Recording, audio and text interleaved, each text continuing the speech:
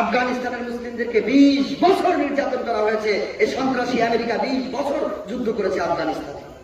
America কোথায় আর আফগান কোথায়? আফগানের মুসলমানরা তাদের নিজেদের দেশ তারা কোরআন দিয়ে চালাবে না হাদিস দিয়ে চালাবে না নিজেদের আইন দিয়ে চালাবে, এটা তাদের ব্যাপার। এখানে আমেরিকা মাথা ঘামায় কেন?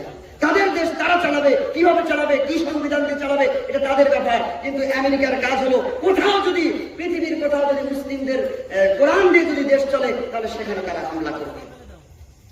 সন্ত্রাস হলো ওরা। অথচ ওরাই জাতিসংঘ তৈরি করেছে, ওরাই নেটো জোট তৈরি করেছে, ওরা আরো অনেক সংগঠন তৈরি করেছে যে এটা নাকি মানব অধিকারের সংগঠন।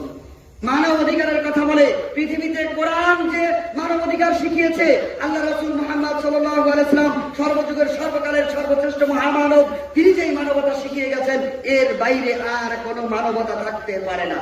এর চেয়ে উপরে, এর চেয়ে ভালো, এর চেয়ে প্রসিদ্ধ, এর চেয়ে শ্রেষ্ঠ আর কোনো মানবতা থাকতে পারে না। মুসলমানদেরকে মানবতা শেখানোর প্রয়োজন নাই। সম্মানিত হাজিরিন,